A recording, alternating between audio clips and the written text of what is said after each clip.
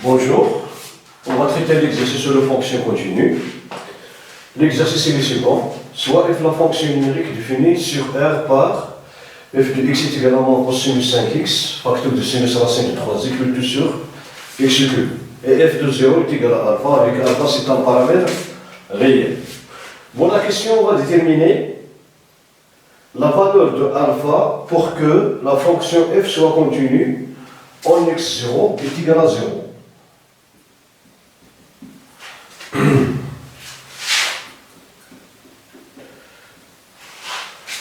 Bon, d'après la construction de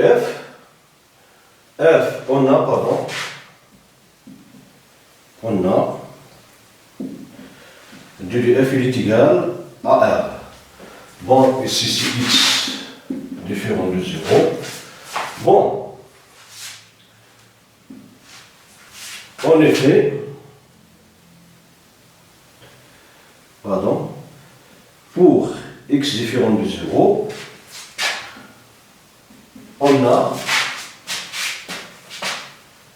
1 moins cosinus 5x facteur du sinus racine de 3x sur x carré, sur x cube appartenant à R. Cela implique f de x appartenant à R. Donc, pour x différent de 0, on a f de x appartenant à R. Donc, R étoile est inclus dans R. Et comme f de 0 est égal à m qui appartient à R, alors 0, inclus dans DDF ici, alors 0 appartenant à DDF, d'où R est inclus dans DDF. Et comme f est une fonction, bon, comme f est une fonction numérique, alors elle définit une partie de R vers R, c'est-à-dire DDF est inclus dans R. C'est une fonction numérique.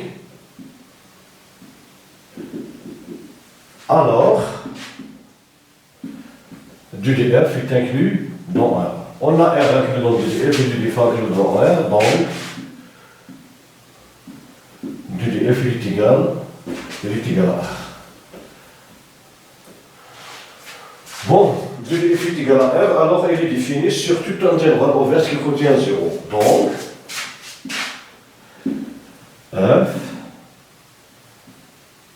est défini sur tout intervalle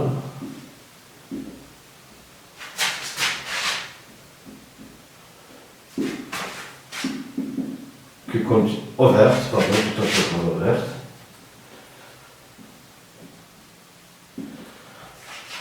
tout intervalle ouvert qui contient x0 est égal à 0. Donc il existe un intervalle ouvert qui contient 0 et f défini sur cet intervalle. Alors, on a donc f continue en x0 est égal à 0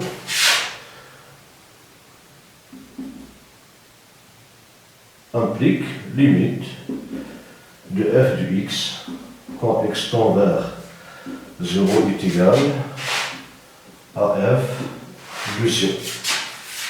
Bon, on va calculer cette limite.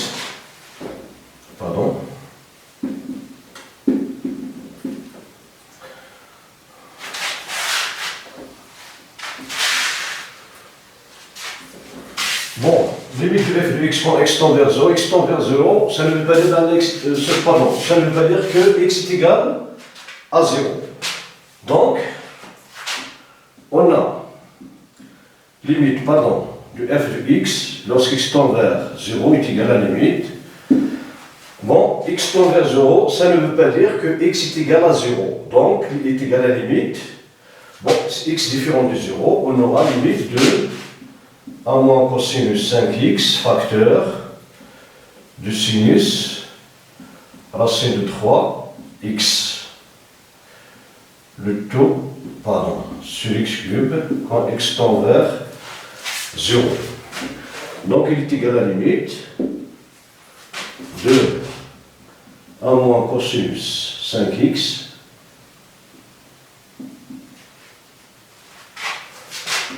sur x carré multiplié par sinus racine de 3x sur x quand x tend vers 0.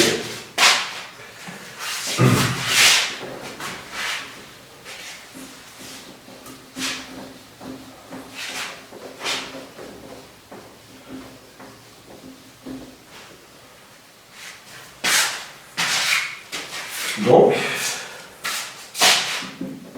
est égal à la limite de 1 moins cosinus 5x sur x carré quand x tend vers 0 multiplié par limite du sinus racine de 3x sur x quand x tend vers 0 qui est égal, donc on va apparaître, bon, apparemment si le limite il apparaît comme des formes indéterminées. Alors on va appliquer les formes usuelles. Bon, ici, il est égal à la limite de 1 moins cosinus 5x, pardon, sur 25x carré, multiplié par 25, x tend vers 0, multiplié par limite de la sinus, bon, du sinus, pardon, du sinus de racine de 3x sur racine de 3x multiplié par racine de 3 ici, quand x tend vers 0 est égal à la limite de 1 moins cosinus 5x sur 5x au carré quand x tend vers 0. Pardon. Bon, les deux nombres, 25 et racine de 3 sont indépendants de x, donc on peut les sortir de l'intégrale.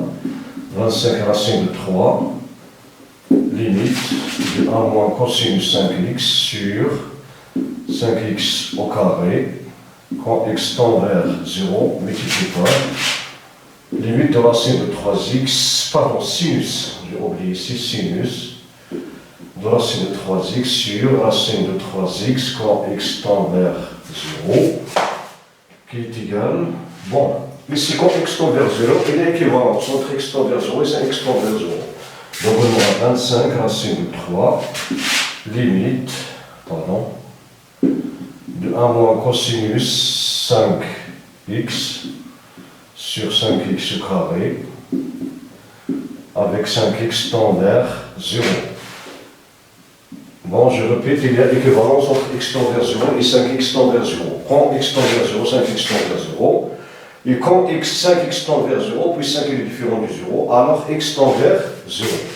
Multiplié par la même chose ici.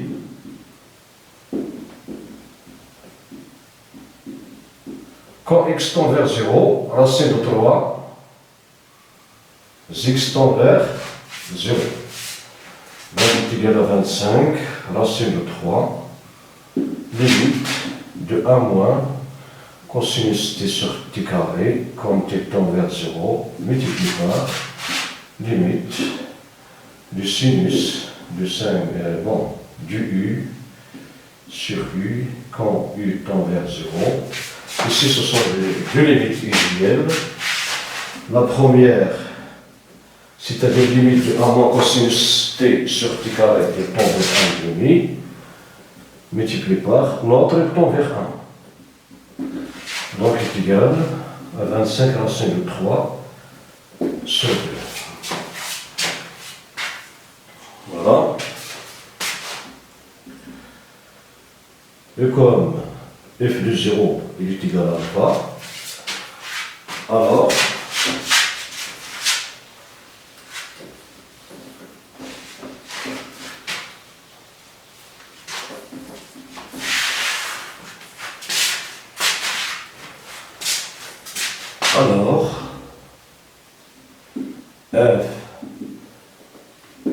continue en 0.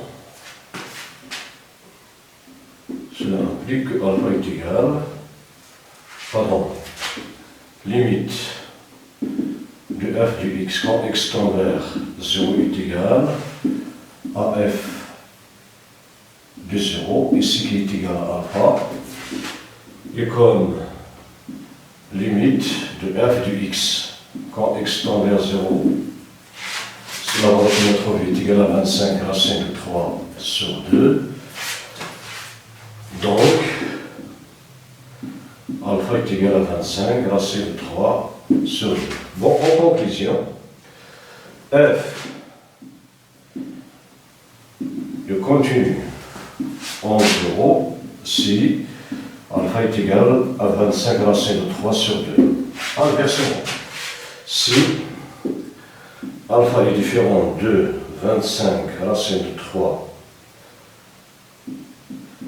sur 2, donc f de 0 est différent du limite de f de x quand x tend vers 0, donc f n'est pas continu en 0. Donc f le continu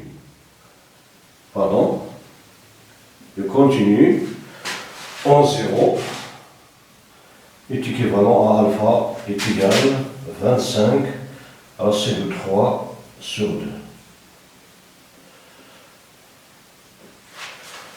Voilà.